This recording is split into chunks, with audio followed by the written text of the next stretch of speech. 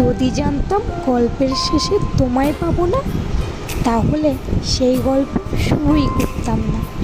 সম্পর্ক যদি মন থেকে হয়, তাহলে ভাঙতে চাইলেও ভাঙবে না। এতটা কষ্ট দিতে নেই প্রিয়, যতটা কষ্ট পেলে মানুষ প্রার্থনায় কাঁদে। সবাই ছেড়ে যায় না, কেউ কেউ সকল পরিস্থিতিতেও থেকে যায়, কারণ তারা সত্যি ভালোবাসে। অতি প্রিয় মানুষগুলো চাঁদের মতো হয়, যাদের দেখা যায় কিন্তু ছোঁয়া যায় না। জীবনটা ঠিক কাচের মতো, ভাঙার পরে জুড়ে দিয়েও দাগগুলো ঠিক থেকেই যায়। তার সাথে বহুদিন কথা হয় না, আর হয়তো কোনো দিন হবেও না। শুধু মনে থাকবে একসময় আমরা অনেক কথা বলেছিলাম। যে অভিমান বোঝে না, যে ভালোবাসাও বোঝে না, যে অভিমান করে মুখ ফিরিয়ে নেয়, সে অপেক্ষা করার মূল্যও বোঝে না। যে কষ্ট দিতে জানে, সে মুখ ফিরিয়ে নিতেও জানে। যে তোমার হাসি মুখের কারণ হতে জানে না, সে তোমার উপসংহারের অনুলিপিও হতে পারে না। প্রথম দিনের মতো যদি গুরুত্বটা সারা জীবন থাকতো, তাহলে কোনো সম্পর্কেই বিচ্ছেদ হতো না। বাস্তবতাটা এটাই, আজ তুমি যার জন্য কাঁদছো, সে তোমার গল্প বলেই অন্যকে হাসাবে। সবচেয়ে বড় অভাব হলো আপনার ভেতরের কিছু কথা জমে আছে, কিন্তু সেগুলো শোনার মতো উপযুক্ত মানুষ না থাকা। ভালোবাসা আমাকে শেখাতে এসো না। ভালো আমিও বেসেছিলাম, রাত আমিও জেগেছিলাম।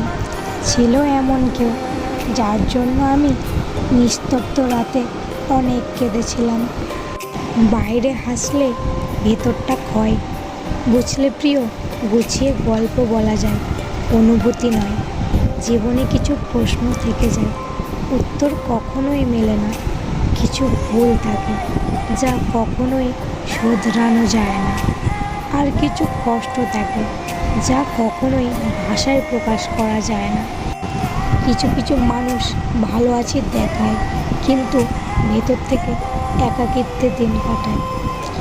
ছেড়ে যাওয়ার মানুষটাও ভাবে, আমি হয়তো তার মতো অন্য কাউকে পেয়ে বেশ ভালোই আছি, কিন্তু সে কি জানে আমি আজও পাগল তারই জন্য।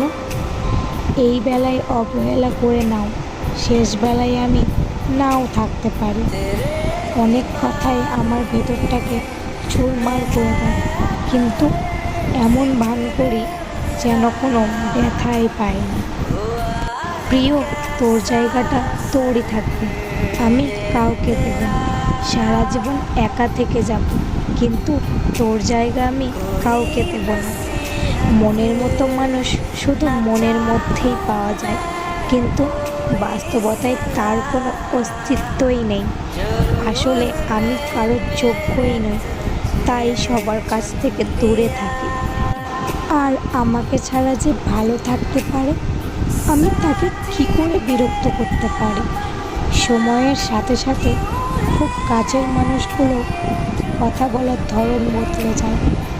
তাই হয়তো কবি বলেছেন, কারোর সাথে কথা বলার অভ্যাস করতে নেই, কারণ যখন সেই মানুষটা কথা বলা বন্ধ করে দেয়, তখন নিজেকে খুব বেশি একা মনে হয়।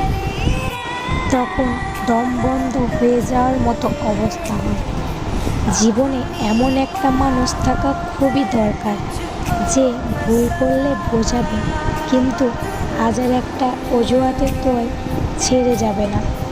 জীবনে এমন একটা মানুষ থাকা খুবই দরকার, যার সামনে আসার জন্য বা তার সামনে দাঁড়ানোর জন্য তোমাকে ঘন্টাখানেক সময় নিয়ে সাজতে হবে না। জীবনে এমন একটা মানুষ থাকা দরকার, যার কাছে তুমি মোটা না রোগা, কালো না ফর্সা, লম্বা না বেটে, ধনী না গরিব, বিষয়গুলো কখনোই ম্যাটার করবে না।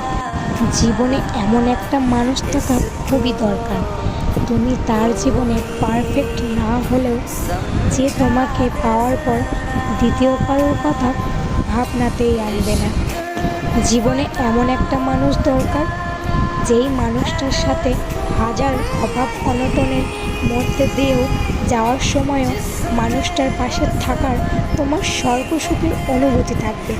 যেই মানুষটা তোমাকে সর্বদা মানসিক শান্তি দেবে, যে মানুষটাকে তোমার পাশে থাকলে কখনো কিছু তোমার কাছে অসম্ভব বলে মনেই হবে না। জীবনে এমন একটা মানুষ খুবই দরকার, যে তোমাকে নিত্যের মায়ার বাঁধনে বেঁধে রাখবে না, যে তোমার স্বপ্নগুলোকে নিয়ে খেলবে না, যে কখনো তোমার অন্ধবিশ্বাস ভেঙে দেবে না। জীবনে এমন একটা মানুষ খুবই দরকার, যে মানুষটা তোমার খোলা আকাশ হবে, দক্ষিণের হাওয়া হবে, এক সমুদ্র ভালোবাসা হবে, যার চিন্তা চেতনা সবটা জুড়ে থাকবে শুধু তোমার আনাগোনা। জীবনে এমন একটা মানুষ দরকার, যে তোমার হাতে হাত রেখে সমস্যা সমাধানের মোকাবেলা করবে। জীবন নামক যুদ্ধক্ষেত্রে যে তোমার হাসি মাখা মুখের দিকে তাকিয়ে ভুলে যাবে জীবনের আশা, সমস্যা, ঝড় তুফান, চিত্র। যার কখনোই কাউকে ঠকানোর মানসিকতা থাকবে না, যার গোটা পৃথিবীটাই হবে তোমার একমাত্র ঠিকানা। বেঁচে থাকুক ভালোবাসা।